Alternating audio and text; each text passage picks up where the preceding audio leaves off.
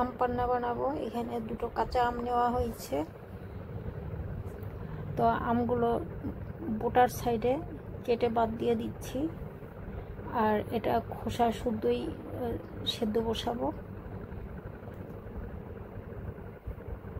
গরমের সময় এই আম পান্না খাওয়া খুবই ভালো পেটের জন্য।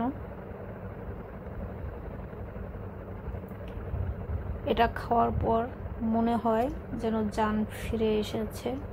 তো এটা ছোট বড় সবাই খাবে, এটা খুব খাওয়ার দরকার এই গরমের দিনে।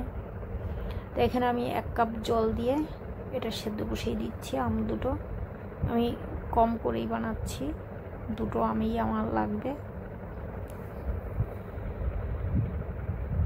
তো এই আম সেদ্ধ হতে টাইম একদমই লাগে না, 5 থেকে 7 মিনিটের মধ্যে সেদ্ধ হয়ে যায়।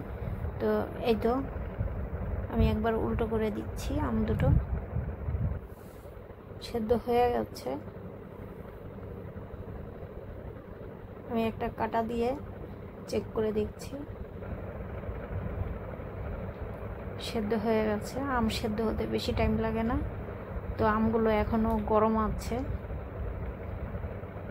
তো আমি খোসা ছাড়িয়ে নিচ্ছি।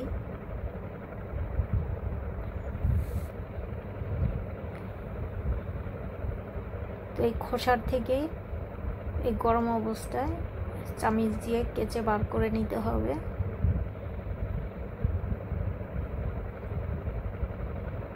ঠান্ডা হওয়ার পরে এই খোসার থেকে পুরো আমটা বেরোয় না, ওই জন্য হালকা গরম থাকা অবস্থায় এই আমগুলো বার করে নিতে হয়। এইভাবে চামিচ দিয়ে খুব সহজে বার করা যায়, এটা খুব কঠিন কাজ না, ছোটরাও পারে এই কাজটা যদি চায়। তো নতুনদের জন্য খুবই সহজ এই রেসিপি। তো সবাই খাবে বানিয়ে বাড়িতে, নিজেও খাবে, সবাইকে খাওয়াবে। এটা পেটের জন্য খুব খুব খুব উপকারী জিনিস এই আম পান্না।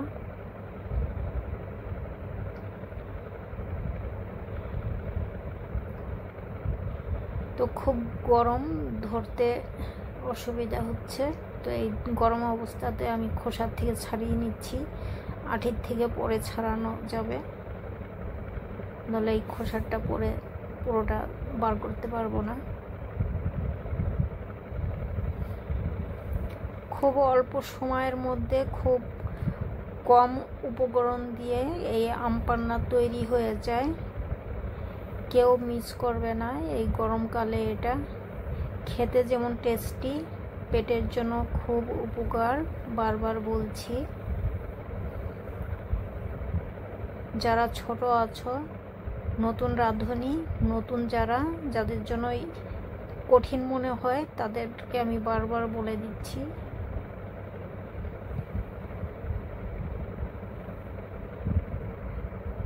দেখতেই পেলে আমি কিভাবে খোসার থেকে চামিচ দিয়ে ছাড়িয়ে নিলাম।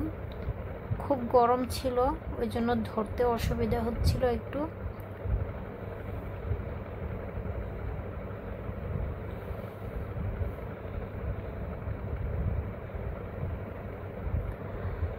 তা আশা করি আমার এই রেসিপি তোমাদের ভালো লাগবে, একটু হলেও কাজে লাগবে এটা।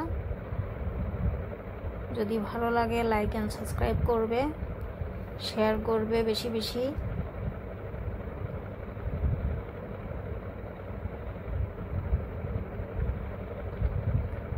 কমেন্টস করে জানাবে আমার এই আম পান্না রেসিপি কেমন লেগেছে তোমাদের। তো ছাড়ানো হয়ে গেছে, দেখো কত সুন্দর করে আমি পরিষ্কার করে ছাড়িয়েছি।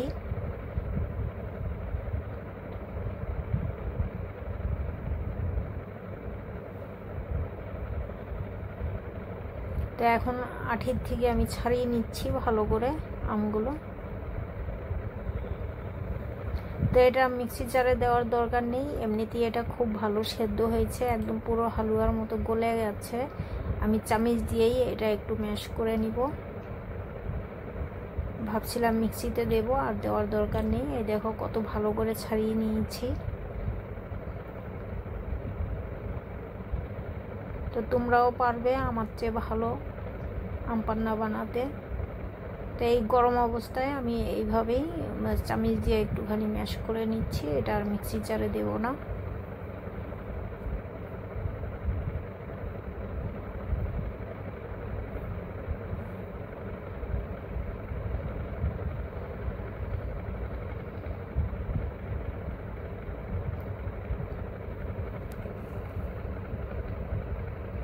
এই তো হয়ে গেল ম্যাশ করা। তো এখন কি কি উপকরণ লাগবে একটু দেখে নাও। এখানে আমি 2 চামচ সুগার পাউডার অ্যাড করলাম। যে যেমন মিষ্টি খাবে সেই মিষ্টি নিজের হিসাব মতো বুঝে দেবে। আমি এখানে 1/2 টিস্পুন বিট নুন ইউজ করেছি।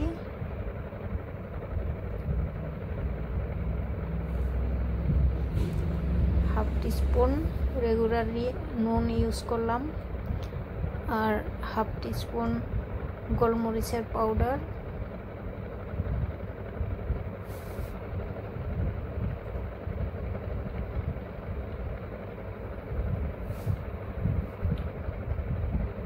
ওয়ান টিস্পুন জিরে ভাজা পাউডার,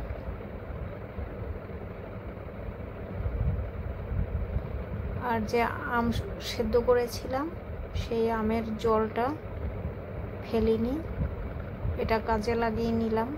এটা তিতো হয় না, তিতো হয়নি বলেই আমি এটা ইউজ করতে পারলাম। তাই আমের জলটা দিয়েই আমি এই মশলাটা ভালো মতো করে মিক্সড করে নিচ্ছি।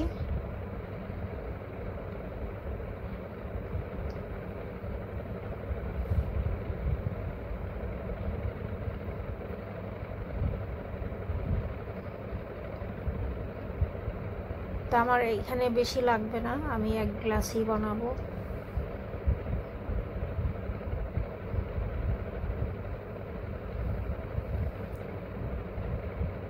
তো আমি 1 গ্লাস শরবতের জন্য আমি 2 চামচ বয়েল আম অ্যাড করলাম।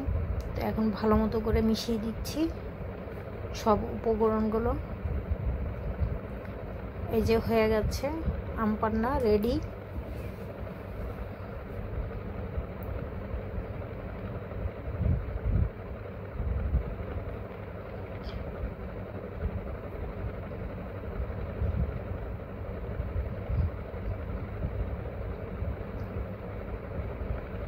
গ্লাসে ঢেলে দিচ্ছি।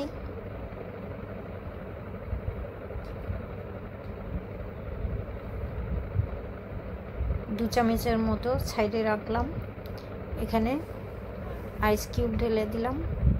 আইস কিউব ঢালার পর 3 থেকে 4টে পুদিনা পাতা সাইডে করে দিলাম। তারপর এখানে আমি 1/2 কাপ জল অ্যাড করলাম। জলের উপরে বাকি আম পান্নাটা অ্যাড করে দিলাম।